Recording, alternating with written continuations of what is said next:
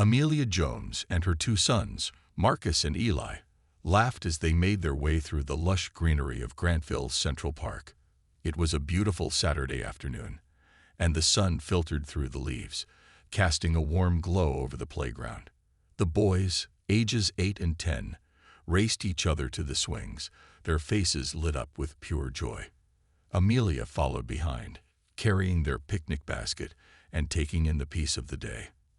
At 42, Amelia was a well-respected judge in the county's judicial circuit. Known for her calm demeanor and fierce commitment to justice, she handled each case with fairness and a firm belief in the integrity of the law. But today, she was simply a mother, enjoying precious moments with her children away from the way of the courtroom. Dressed in a casual summer dress, Amelia looked like any other parent at the park. She often tried to blend in, valuing her privacy and her family's time together without the formalities of her professional life intruding. Her sons, accustomed to their mother's quiet strength and gentle discipline, were unaware of the authority she wielded in her career. To them, she was simply Mom. The boys had just started on the jungle gym when a shadow loomed over Amelia's picnic spot. She looked up to see a man with a stern face and an air of authority standing over her, his gaze sharp and filled with a judgment she couldn't immediately place. He was solidly built, middle-aged, with a tight jaw and a look of weariness etched into the deep lines on his face.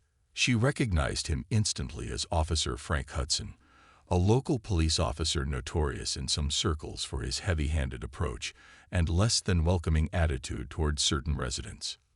"Mom," he began, his tone laced with an edge of disdain, "this doesn't seem like the place for you and your kids." The word hung in the air, tainting the peaceful afternoon. Amelia, taken aback, looked around, wondering if she had somehow misunderstood him. Her boys were happily playing on the equipment, not causing any trouble. Her picnic setup was tidy, nothing out of the ordinary. Still, there was a coldness in his voice, a barely veiled hostility that suggested she was unwelcome. Amelia's heart clenched, realizing that this was not about any rule being broken, but about her identity. She met his gaze, calm but firm. "Excuse me," she replied, her voice polite but carrying a hint of steel. "My children are playing here, just like every other child in the park."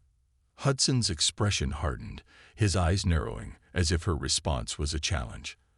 "I'm going to need to see some ID," he demanded, his tone harsher now, louder, enough to draw the attention of nearby parents.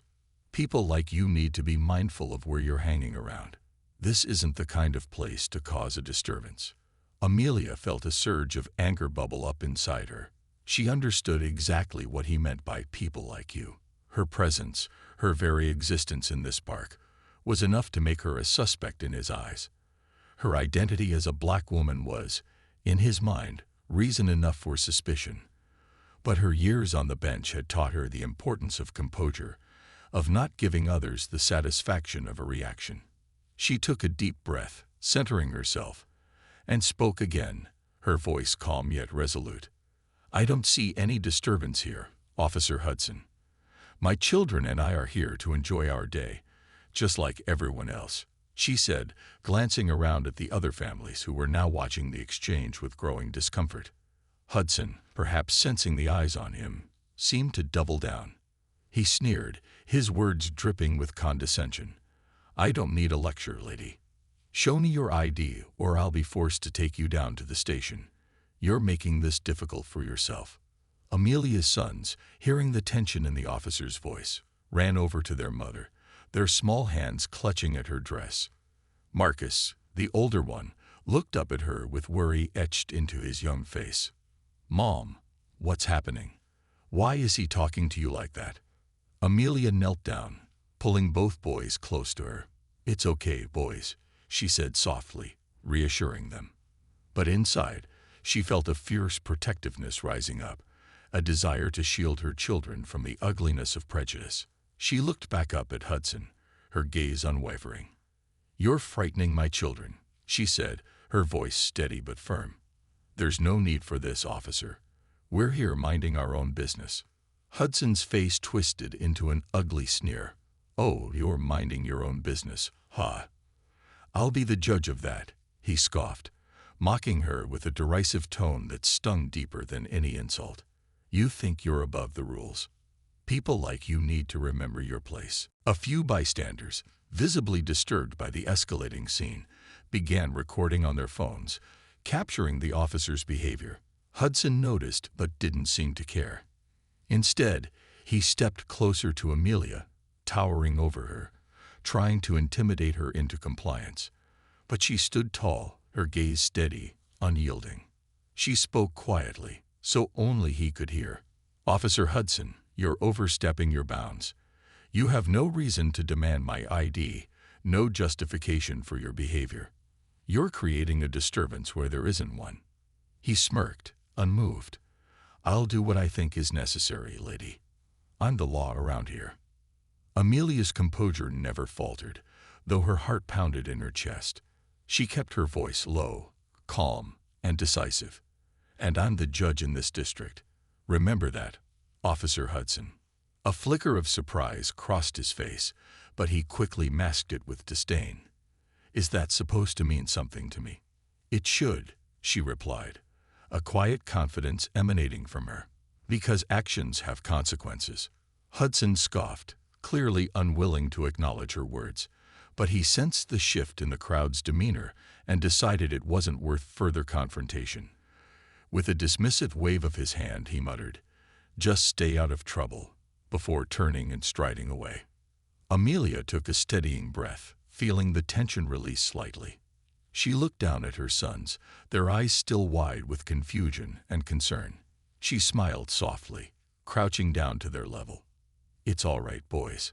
Sometimes people don't treat others with kindness, but that doesn't mean we need to let it hurt us." Marcus, always observant, asked, "But why was he so mean, Mom?" Amelia paused, choosing her words carefully. "Some people judge others based on things they think they know. It's not fair, and it's not right. But what's important is that we don't let them make us feel small or less important. We hold our heads high and stay true to who we are." Her words seemed to settle the boys, and they nodded, clinging to her reassurance. They returned to the swings, glancing back at her occasionally, their trust in her an anchor in the turmoil of the day. That night, as she tucked them into bed, Amelia thought about the day's events and how she'd been forced to confront her own identity as a black woman in the eyes of a biased officer. She had faced discrimination before, but this was the first time it had happened in front of her children, and it cut deeper than she'd expected. She lay awake, thinking of the injustice, the quiet humiliation she'd had to endure for the sake of protecting her sons from further trauma. But as her thoughts drifted to the following week's docket, she felt a surge of irony and quiet satisfaction. In her hands lay a stack of cases scheduled for her courtroom, and among them was a complaint against a certain officer, Frank Hudson. She recalled the officer's sneering face, his mockery, his disrespectful tone. He would soon find himself standing before her, not as a figure of authority, but as a defendant held accountable for his actions. Amelia knew that justice required fairness and impartiality, even when personal feelings came into play. She wouldn't seek revenge, but she would ensure that his actions were met with the scrutiny they deserved. She thought of her children, their innocent faces watching as she stood firm, unyielding, in the face of prejudice. She was determined to show them that true strength lay in standing up against injustice with dignity and integrity. As she closed her eyes that night, a sense of calm washed over her. The incident in the park was just the beginning. She had an opportunity to be a force for change, not just in her own life, but for the community she served. And she would face that challenge head-on, for herself, for her children, and for everyone who believed in a world where respect and fairness were not privileges but rights. The courtroom awaits. The following week, Amelia's mind returned frequently to the confrontation with Officer Hudson at the park. She had replayed the incident over and over, each time feeling the sting of his words as if they were fresh. She'd always known that her role as a judge came with a certain amount of respect, that people in her community often looked up to her. But the encounter with Hudson had shown her that for some, Even her position didn't grant her the dignity that every person deserves. When Amelia reviewed her docket for the week, she saw Hudson's name there, standing out like a red flag. The case involved complaints against him by several residents, mostly people of color, who alleged that he had mistreated them, abused his power, and harassed them without cause. Her heart ached as she read the statements, stories that mirrored her own experience, accounts of disdain, profiling, and intimidation. The people who had filed these complaints had not known where else to turn, fearing that their voices would be disregarded. And now, those voices were in her hands. As the day of the hearing approached, Amelia prepared carefully, determined to approach the case with the utmost professionalism. She knew that to do justice to those who had come forward, she needed to set aside her personal experience at the park. This wasn't about revenge or proving a point. It was about justice, for herself, for her children, and for the countless others who had suffered at Hudson's hands. On the morning of the hearing, Amelia dressed in her judicial robes with a sense of purpose. She looked in the mirror, straightening her collar, and took a deep breath. Today would be the day she held Officer Hudson accountable, not out of anger, but out of a commitment to uphold the very values she had dedicated her life to. When Amelia entered the courtroom, there was a noticeable shift in the atmosphere. The seats were packed with spectators, community members who had heard whispers of the case and had come to see justice in action. Some were supporters, people who had been following her journey and who knew, in part, of her recent encounter with Hudson. Others were skeptics, curious to see if justice would truly be served or if the system would protect its own. Officer Hudson was seated at the defendant's table, his face a mixture of arrogance and discomfort.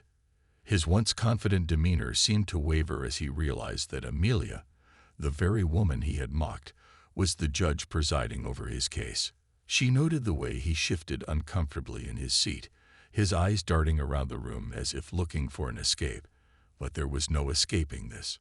As the bailiff called the court to order, Amelia glanced around the room, her gaze steady and unwavering. She saw the faces of community members, young, old, people from all backgrounds, watching her, waiting for her to deliver justice. She felt the weight of their hope, their trust, and she vowed silently that she would not let them down. The prosecution began by presenting a series of witness testimonies, each one recounting encounters with Hudson that were disturbingly similar. One by one, the witnesses took the stand, each with a story that spoke of intimidation, harassment, and prejudice. The first witness, an elderly man named Mr. Williams, recounted a day when he'd been pulled over for a broken taillight. He had politely explained to Hudson that he would get it fixed, but Hudson had instead berated him, calling him a hazard and threatening to tow his car. Mr. Williams' voice trembled as he recalled the incident, his dignity visibly wounded by the memory of being treated like a criminal for a minor infraction. Another witness, a young black woman named Tanya, described a similar experience at a grocery store parking lot. Hudson had approached her as she loaded her groceries, demanding to know what she was doing there and accusing her of loitering. Tanya's voice was filled with quiet anger as she described how Hudson had ignored her explanations, insisting that people like her had no business in certain parts of town. With each testimony, the courtroom grew more somber. Amelia listened intently, her face expressionless, but her heart heavy. She knew that for every story shared in that courtroom, there were likely many more that had gone unreported, voices silenced by fear or resignation. As the prosecution continued to build its case, Hudson's attorney tried to paint a different picture. He argued that Hudson was a dedicated officer who had simply been misunderstood in his efforts to uphold the law. He suggested that the accusations were exaggerated, that the witnesses were misinterpreting his intentions. But Amelia could see through the defense's thinly veiled justifications. This wasn't about misunderstandings or isolated incidents. This was about a pattern of behavior, a clear abuse of power. Finally, the prosecution introduced the most compelling piece of evidence, a video recorded by a bystander during Hudson's encounter with Amelia at the park. The video showed Hudson towering over Amelia, his face twisted with disdain, his words dripping with condescension. The room watched in silence as Hudson's behavior played out on the screen, every word, every sneer laid bare for all to see. Amelia's jaw tightened as she relived the moment, watching herself stand firm in the face of Hudson's intimidation. She could feel the tension in the room, the collective outrage of the spectators as they witnessed the blatant disrespect Hudson had shown her. When the video ended, the courtroom was silent. Hudson's face was pale, his arrogance drained as he realized the gravity of what had just been displayed. The defense attorney attempted to downplay the video, calling it a moment of frustration taken out of context. But the damage had been done. The room had seen Hudson's true colors, and there was no undoing that. After a short recess, it was Amelia's turn to address the courtroom. She cleared her throat, her voice calm and steady, though each word carried the weight of her conviction. This case is not merely about a series of unfortunate encounters or misunderstandings. It is about the misuse of authority, the violation of the trust that the public places in its officers. Every person in this community has the right to be treated with respect and dignity, regardless of who they are or where they come from. When those in power abuse their positions, they undermine the very foundation of justice. She looked directly at Hudson, her gaze unwavering. Officer Hudson, the power of your position is a privilege, not a weapon. You have failed to uphold the standards of respect and fairness that are the cornerstone of law enforcement. Hudson squirmed under her gaze, his bravado visibly shattered. He looked down, unable to meet her eyes, his earlier arrogance now replaced by a flicker of shame. Amelia continued, her voice rising with quiet intensity. This courtroom stands as a reminder that accountability is not just for some, it is for all. No one is above the law, and those who wield authority must do so with humility and respect. Her words hung in the air, a powerful reminder to everyone in the room of the responsibility that came with power. She had spoken not just for herself, but for every person who had ever felt the sting of injustice, every person who had been silenced or dismissed. After hearing closing arguments, the judge called a final recess before delivering her ruling. Amelia used the time to gather her thoughts, reflecting on the journey that had brought her to this moment. She thought of her children, of the lesson she wanted to teach them, not just about standing up for oneself, but about fighting for what was right, even when it was hard. When court reconvened, Amelia took her seat, her face calm but resolute. She looked out over the crowded room, her gaze resting briefly on each witness who had come forward, each person who had entrusted her with their stories. Officer Frank Hudson, she began, her voice clear and unwavering. The evidence presented today has shown a consistent pattern of misconduct, abuse of power, and a disregard for the principles of justice that you were sworn to uphold. Your actions have caused harm, not only to the individuals who testified here today, but to the community as a whole. She paused, letting the weight of her words sink in. As a judge, it is my duty to ensure that justice is served impartially, that accountability is upheld without fear or favor. It is my decision that you are to be suspended indefinitely, pending further investigation into your conduct. You will undergo a thorough review, and you will be held to the highest standards of the law, as any officer entrusted with such authority should be. The courtroom erupted in applause, a wave of relief and validation for those who had come forward. Amelia watched as Hudson was led away, his head bowed, his confidence shattered. She knew that this was only one small step in a larger fight for justice, but it was a step that mattered. As she left the courthouse, Amelia was surrounded by members of the community, people who thanked her, shook her hand, and praised her courage. She felt a deep sense of fulfillment, knowing that she had not only stood up for herself, but had paved the way for others to do the same. Her sons ran up to her, their faces filled with pride. Marcus looked up at her, his young voice full of admiration. "Mom, you were amazing. You really are a hero." Amelia smiled, hugging her boys tightly. "I'm not a hero, sweetheart. I just did what was right." As they walked home together, Amelia felt a renewed sense of purpose. She knew that her fight for justice was far from over, but with her family by her side and her community behind her, she was ready to face whatever challenges lay ahead. The ripple of justice. The days following Officer Hudson's suspension were filled with a whirlwind of emotions for Amelia and the people of Grantville. News of the courtroom proceedings spread quickly, and Amelia's decision became the talk of the town. For some, her ruling was a long overdue stand against unchecked power. For others, it was a controversial choice that cast doubt on the local police force. The ripple effects of the trial reached far beyond the courtroom, stirring up old grievances, inspiring fresh hope, and forcing the town to confront its own unspoken prejudices. Amelia had not sought the spotlight, but she found herself at the center of attention. Local newspapers ran articles about the case, some praising her integrity and courage, while others criticized her for being too hard on an officer who was just doing his job. National media even picked up the story, framing it as a testament to the growing movement for police accountability. Her face appeared in news clips, her words quoted on social media, and her courtroom became a symbol of resilience and change. Amelia tried to keep her life as normal as possible, balancing her responsibilities as a judge with her role as a mother. But it wasn't easy. At home, her phone buzzed constantly with messages of support, as well as messages of disapproval, and even a few thinly veiled threats. She had to keep her composure for her sons, who were beginning to understand that their mother's work went beyond ordinary cases and that her decisions affected more people than they had ever realized. One evening, as Amelia was reviewing court documents at the kitchen table, Marcus and Eli walked in, their faces serious.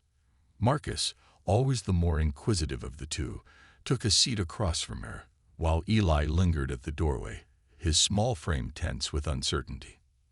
"Mom," Marcus began, his voice hesitant, "why are people so mad at you? Some of my friends' parents were talking about you, and it didn't sound nice."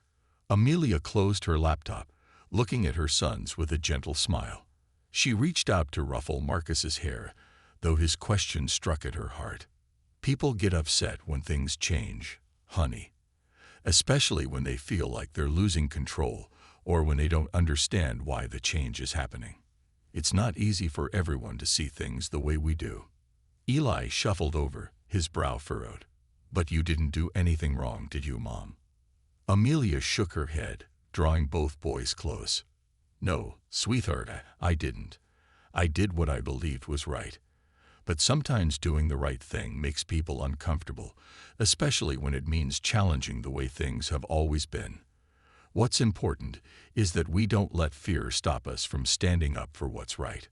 The boys seemed to mull over her words, their faces reflecting both pride and worry. Marcus finally nodded, a glimmer of understanding in his eyes. "We're proud of you, Mom." Amelia hugged them both tightly, feeling the strength of their love bolster her resolve. No matter how difficult things got, she knew she had her family's support, and that was all she needed to keep moving forward. The next day, as Amelia made her way to the courthouse, she noticed something unusual. A group of people had gathered on the courthouse steps, holding signs that read "Justice for All" and "Accountability Matters."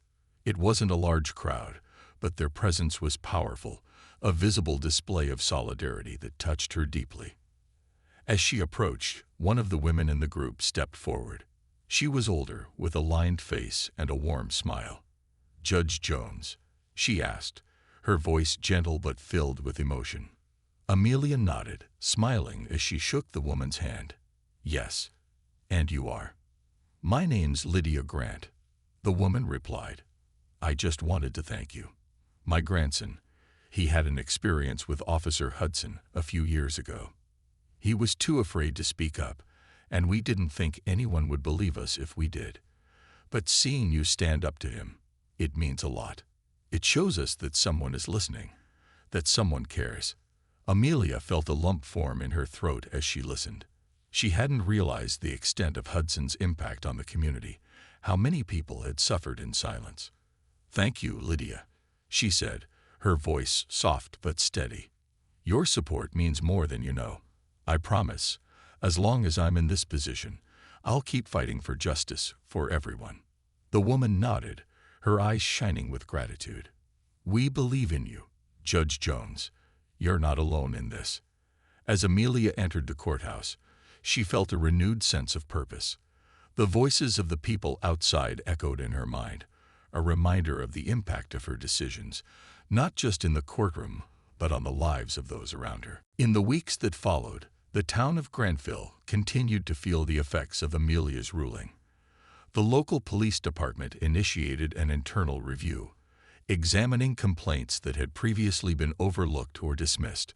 Officers attended mandatory training sessions on racial sensitivity and community engagement, and a few problematic officers were quietly removed from duty. It was a start, a small but significant step toward a fairer system. However, the changes also stirred resentment among some officers and their supporters. Rumors circulated that Hudson's suspension was unjust, that Amelia had overstepped her bounds. A few vocal residents accused her of trying to undermine the police, of creating division in the community. She received anonymous letters in her courthouse mailbox, some filled with vile slurs, others questioning her judgment. Each note was a reminder of the resistance to change, the fear that lay beneath the surface of Grantville's polite smiles and well-kept lawns.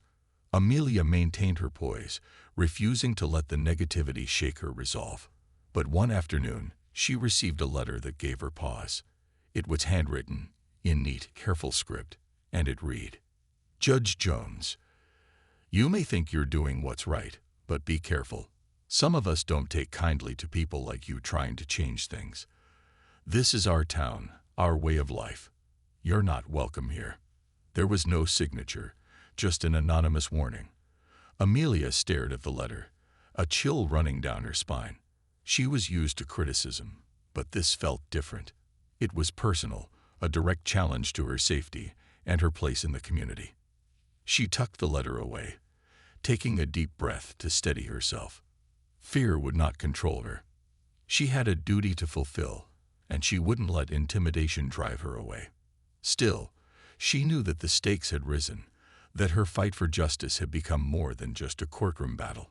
A few days later, Amelia attended a community meeting organized by local activists who had been inspired by her ruling. The event was held at a church hall, packed with people eager to discuss the changes in the town and the future they wanted to see. Amelia took a seat near the front, hoping to remain a quiet observer, but as soon as she entered, people began to recognize her. One of the organizers, a young man named Jerome, called her up to speak. "Judge Jones, would you like to say a few words? You've inspired us all, and we'd be honored to hear from you." Amelia hesitated, unused to being the center of attention outside her role as a judge. But the expectant faces in the crowd urged her on. She stood up, feeling the weight of their hopes and dreams resting on her shoulders. "Thank you, everyone," she began, her voice calm and steady. "I'm grateful for the chance to be here, to see so many people coming together for change.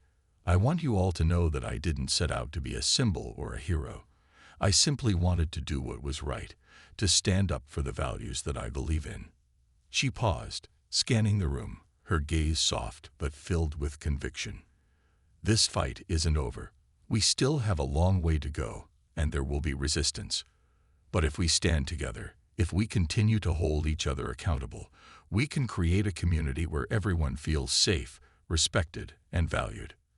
The room erupted in applause, and Amelia felt a swell of emotion. This was more than just a gathering. It was a movement.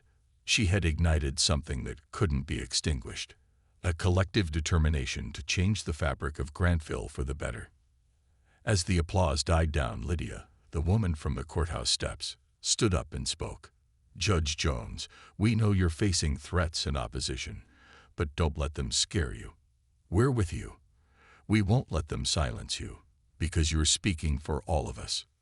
Tears pricked Amelia's eyes, and she nodded gratefully. "Thank you, Lydia. That means everything to me." The meeting continued with discussions about actionable steps, petitions for community oversight of the police, and plans for future rallies. Amelia listened, inspired by the passion and courage of her neighbors. She realized that her role in this movement extended beyond the courtroom. She was not just a judge. She was a member of a community that demanded accountability and respect for all its members. That night, as she returned home, Amelia found herself reflecting on her journey. She thought of her sons, asleep upstairs, unaware of the weight their mother carried, but safe in the knowledge that she was fighting for a better world for them. She thought of the people she had met, the elderly man who had shared his story, the young woman who had faced harassment, and the countless others whose lives had been touched by her decision. Standing firm. The weeks following the community meeting were both empowering and exhausting for Amelia. She was heartened by the support of her neighbors, people from all walks of life who had come together, inspired by her decision to hold Officer Hudson accountable. But the resistance had also grown fiercer, and the challenges more personal. In small-town Grantville, everyone knew everyone else's business, and her name was now a lightning rod for conversations about justice, race, and power. Some supported her wholeheartedly, while others felt she had overstepped her bounds and disrupted the peace. It became clear to Amelia that peace, for some, simply meant a lack of disruption to the status quo. And if her fight for justice disrupted that, so be it. One Saturday morning, as Amelia was having breakfast with her sons, she received a call from her close friend and fellow judge, Sandra McMillan. Sandra had been one of her greatest allies, always ready with words of wisdom and support. "Amelia," Sandra said, her voice warm but laced with concern, "I thought you should know there's been some talk among a few members of the judiciary and the police department. They're not happy with the attention your ruling on Hudson has brought. Some even feel you've embarrassed the force."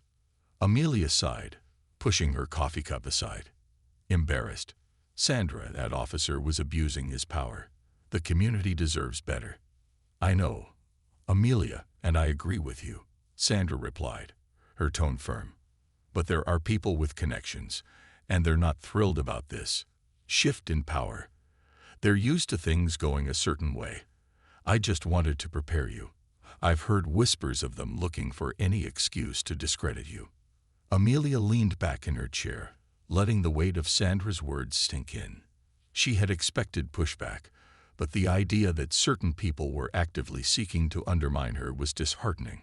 She thanked Sandra, feeling both grateful for the warning and frustrated by the reality of what it meant to push for change. After she ended the call, Marcus looked up from his cereal, his gaze curious. "Mom, is everything okay?" Amelia forced a smile, nodding. "Yes, honey. Just some work stuff." But Marcus's eyes were too sharp, his intuition too strong for his age. "Is it because of that officer? Because you stood up to him?"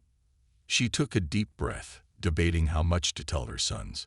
They had already been through so much, witnessing her confrontation with Hudson and hearing whispers around town.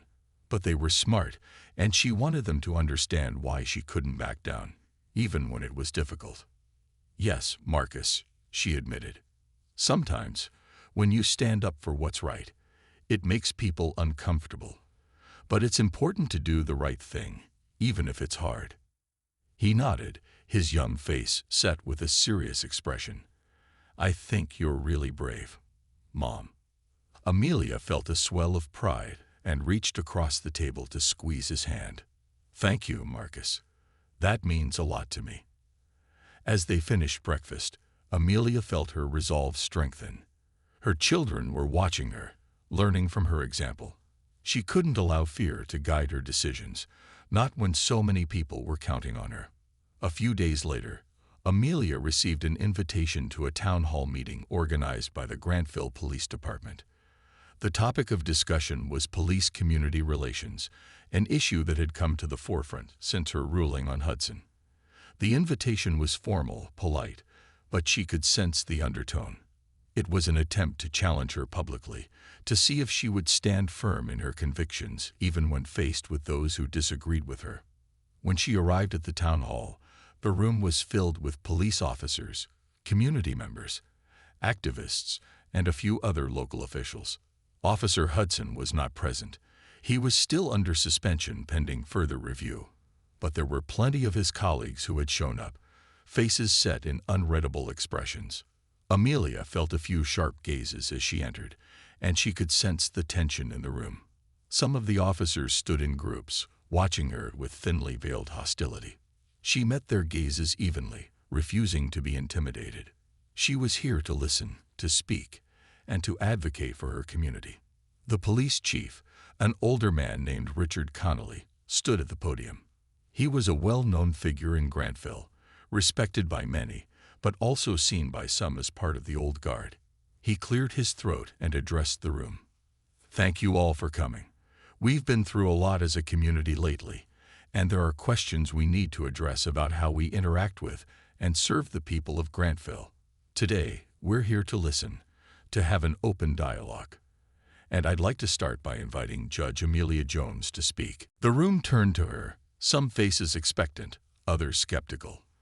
Amelia stood up, took a deep breath, and made her way to the podium. She felt the weight of everyone's eyes on her, but she stood tall, letting her confidence shine through. "Thank you, Chief Connolly," she began, her voice steady and clear. "And thank you to everyone here for showing up. I know these conversations aren't easy, but they're necessary." She paused, looking around the room. "I believe in the importance of community, in the idea that every person here deserves respect and fairness. When an officer abuses their power, when they act in ways that demean or intimidate those they are sworn to protect, it damages the trust between law enforcement and the community. And without trust, we cannot move forward." She could see a few officers shifting uncomfortably, exchanging glances, but Amelia pressed on, her voice unwavering. "My decision in the case of Officer Hudson was not about punishing law enforcement. It was about upholding accountability. No one is above the law, and no one should be exempt from the standards we expect of those who protect us. This isn't just about one officer or one incident. It's about the kind of community we want to build together." There was a silence in the room, thick with tension. But then, from somewhere in the back, someone began to clap. Soon, others joined in, and a wave of applause filled the room. Amelia felt a surge of emotion, knowing that she had connected with at least some of the people there. When the applause died down, Chief Connolly nodded to her, his expression inscrutable. "Thank you, Judge Jones. We appreciate your perspective." He opened the floor for questions, and Amelia listened as community members shared their experiences. Some spoke of positive interactions with the police, of times when officers had gone above and beyond to help. But others shared stories of fear, of feeling profiled or disrespected, of seeing people they loved treated unfairly. Each story was a reminder of the complex and sometimes painful relationship between the community and law enforcement. A young man named Jamal stood up, his voice filled with frustration. "I've been stopped more times than I can count just for walking home at night. I'm a college student, but they don't see that. All they see is my skin color, and it's like I'm automatically a suspect." Amelia's heart went out to him, her own memories of the park incident with Hudson fresh in her mind. She understood his pain, his exhaustion. "Thank you for sharing that, Jamal," she said, her voice soft but full of empathy. "No one should feel unsafe or unwanted in their own community, and I'm committed to doing everything in my power to address this." An officer in the back raised his hand, his tone defensive. "With all due respect, Judge Jones, we risk our lives every day out there. We don't have the luxury of second-guessing. We make split-second decisions. It's not easy." Amelia nodded, acknowledging his point. "I understand, officer. I have the utmost respect for the difficult job you all do. But accountability doesn't negate your sacrifices. It strengthens them. Holding each other to high standards doesn't make you weaker. It makes you stronger. It ensures that the community you protect also stands behind you, trusting you fully." The officer seemed to consider her words, his expression softening.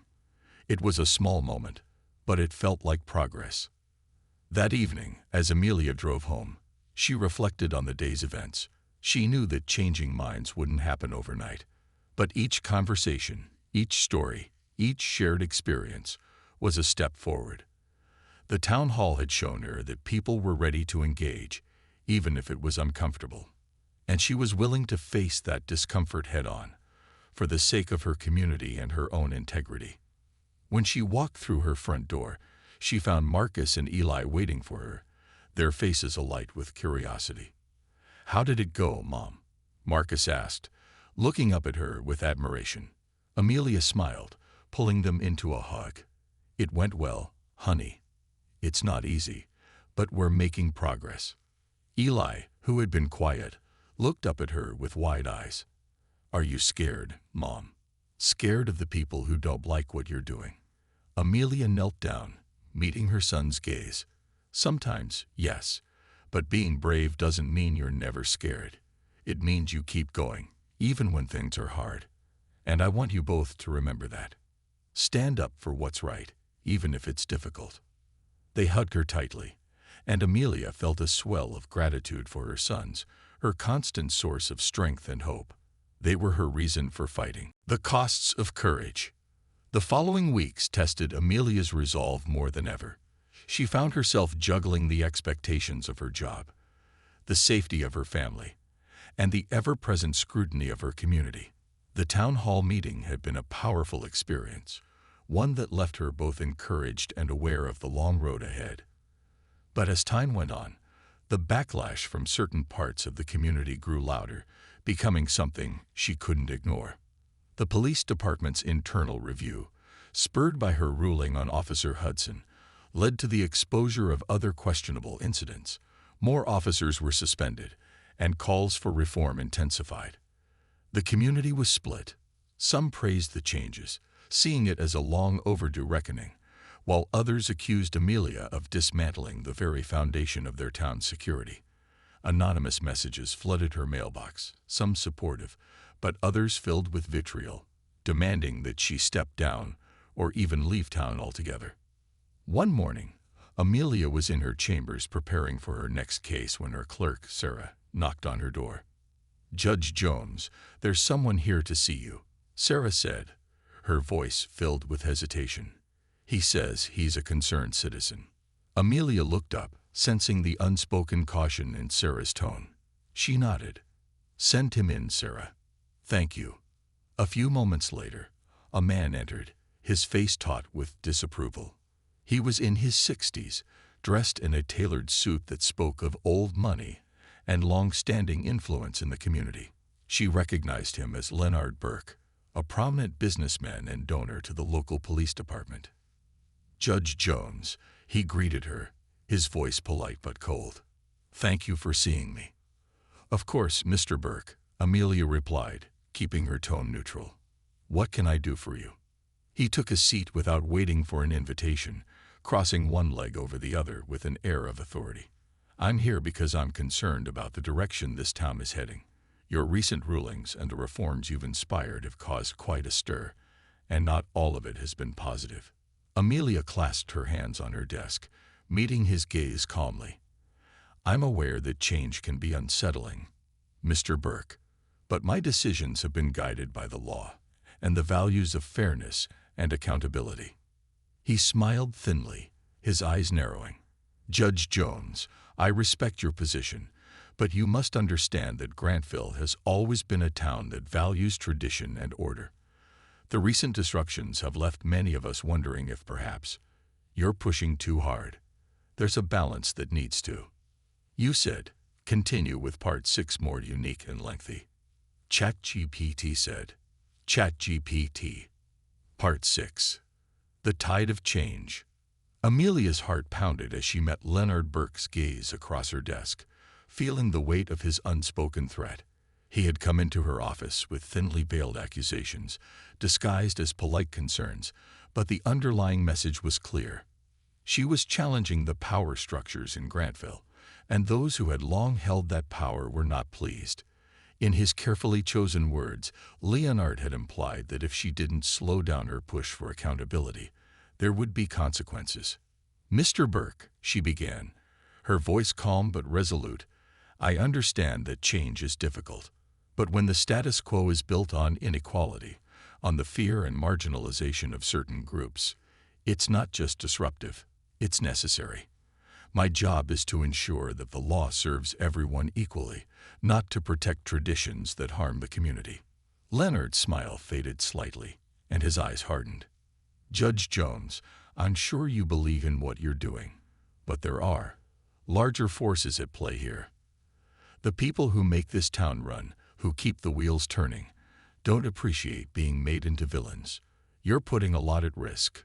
For yourself, for your family. Amelia's fingers clenched briefly, but she forced herself to stay calm.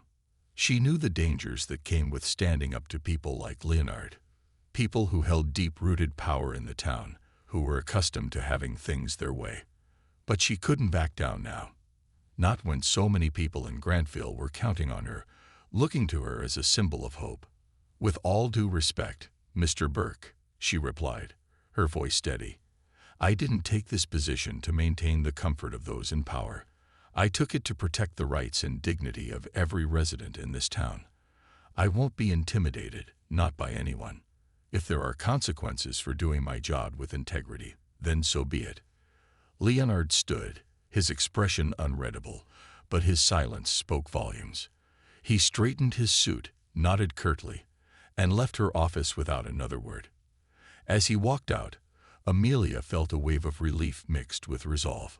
She knew that her refusal to back down had likely set wheels in motion that couldn't be undone, but she also felt stronger, more determined than ever to continue on this path. As the weeks went by, the tension in Grantville continued to build.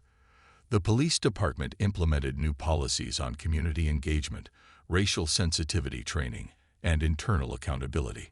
Several officers who had a history of complaints either resigned or were reassigned to administrative duties. The changes were lauded by some as a victory for the community, a sign that justice was finally being served. But others viewed it as an attack on their way of life, a betrayal of the town's traditions. Amelia found herself under constant scrutiny. At the grocery store, people either avoided her gaze or whispered behind her back. Some would approach her, shaking her hand and expressing their gratitude, while others would glare, muttering words like troublemaker and outsider. She tried not to let it affect her, but the pressure was relentless. The resistance from certain parts of the community grew stronger, and she felt the weight of their resentment every day. One afternoon, Amelia received a call from her friend Sandra, who had heard rumors circulating about a potential campaign to remove her from the bench. Some influential residents were reportedly gathering signatures, claiming that her activist approach was unfit for a judge. Amelia felt a pang of frustration and fear. She had dedicated herself to the law, to fairness and justice, and yet there were people who wanted to discredit her simply for doing her job with integrity. Amelia, you're strong, and you know what you're doing is right, Sandra assured her over the phone. But this fight, it's bigger than just one case or one ruling. You've shaken things up, and they're afraid of losing control. I know, Sandra, Amelia replied, her voice weary but determined. But I can't let that fear dictate my actions. If I back down now, what message does that send? That the people who try to silence us will always win. I won't allow that. Sandra's voice softened. Then keep going. Keep fighting. You're inspiring so many people. Amelia, don't forget that. Amelia felt a surge of gratitude for her friend's words. She was tired, yes, but she was also aware that this fight was far from over, and that she was not alone in it. Meanwhile, her sons, Marcus and Eli, had also started feeling the effects of their mother's decisions. Marcus, now more attuned to the whispers and glances around town, occasionally came home with questions about the things he'd overheard at school. "Mom," he asked one evening, his face serious, "why do some people say you're causing trouble? They say you're making things harder for everyone, but you're just trying to help, right?" Amelia looked into her son's concerned eyes, feeling a deep sadness for the way he was being affected by the backlash.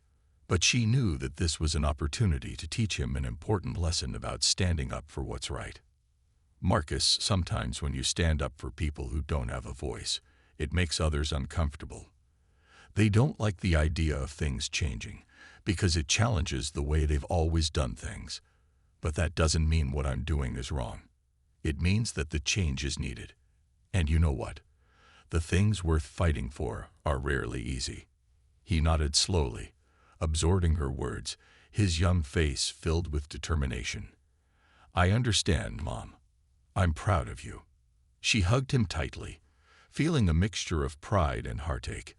Her children were learning about the harsh realities of the world, but she hoped they were also learning about courage, resilience, and the importance of standing firm in the face of adversity. The following week, Amelia was scheduled to preside over another case involving a complaint against an officer who had allegedly used excessive force during a routine traffic stop. The complainant was a young black man who had been stopped for a minor traffic violation and ended up with a broken wrist after an altercation with the officer. As she reviewed the case file, Amelia felt a familiar anger simmering within her. These incidents were not isolated. They were symptoms of a deeper issue within the department. The day of the hearing, the courtroom was packed with members of the community, journalists, and supporters from both sides. The police chief was there, along with several officers who had come to show solidarity with their colleague. Amelia noticed Leonard Burke in the audience as well, his expression stony, his gaze fixed on her with a mixture of disapproval and challenge. As the hearing proceeded, the young man recounted his experience with the officer, his voice steady, but filled with pain and frustration.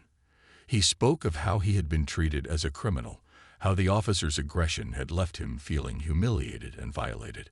Amelia listened intently, her heart aching for the young man and the countless others who had endured similar experiences. When it was the officer's turn to speak, he maintained that he had acted within protocol, that the complainant had been uncooperative and threatening. His defense attorney argued that the officer had been simply doing his job, that the incident was an unfortunate misunderstanding. But Amelia had heard these excuses before, and she could see through them.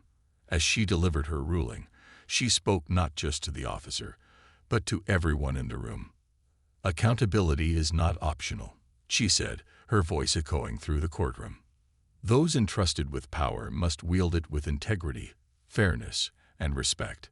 When that trust is violated, the entire community suffers. Today, I am ruling in favor of disciplinary action because no one, no matter their position, is above the law. The room was silent, but she could feel the tension radiating from the crowd.